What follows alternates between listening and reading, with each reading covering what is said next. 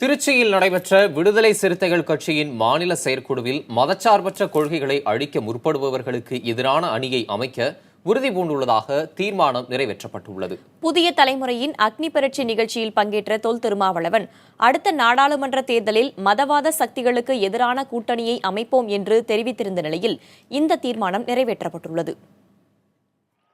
சட்டப்பேரவைத் தேர்தலில் மாற்று அணி என்ற முழக்கத்துடன் அணிதிரண்ட மக்கள் நல கூட்டணி மதுவுக்கும் ஊழலுக்கும் எதிரான குரலை உரத்து ஒலித்தது. மக்கள் நல கூட்டணியின் இந்த முன்னெடுப்பு தேர்தலில் எதிர்பார்த்த வெற்றியை தராவிட்டாலும் திமுக, அதிமுக என்ற இரு பெரும் கட்சிகளுக்கு நெருக்கடியை ஏற்படுத்த தவறவில்லை என புதிய தலைமுறையின் அக்னி பரீட்சை நிகழ்ச்சியில் பங்கேற்ற விடுதலை சிறுத்தைகள் கட்சியின் தலைவர் திருமாவளவன் கூறினார்.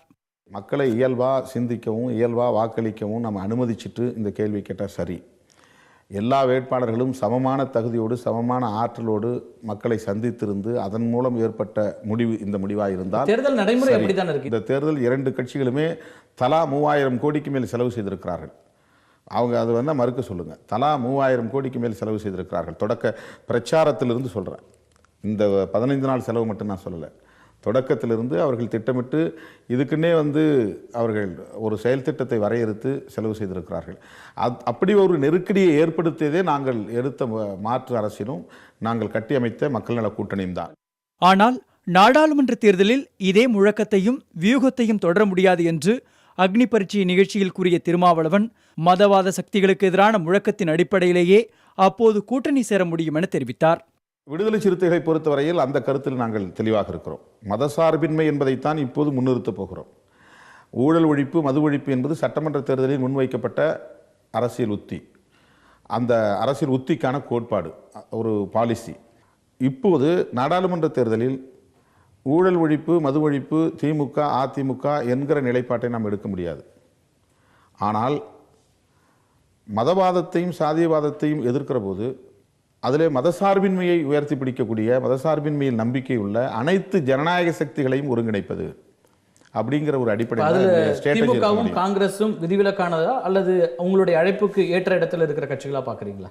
நான் விரிவான விவாதத்திற்கு பிறகுதான் அதற்கு பதில் சொல்ல முடியும். இப்போ நான் தனிப்பட்ட முறையில் அதுக்கு நான் பதில் சொல்ல முடியாது.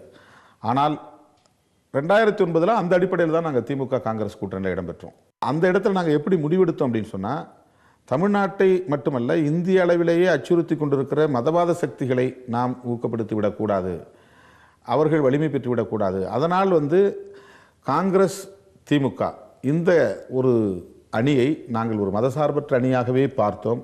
அந்த அடிப்படையில் தான் அந்த அணியில் நாங்கள் இடம்பெற்றோம். வருகின்ற நாடாளுமன்ற தேர்தலிலும் கூட காங்கிரஸ் திமுகவோடு கூட்டணி அமைவதற்கான வாய்ப்புகள் இல்லை என்று மறுக்க முடியாது.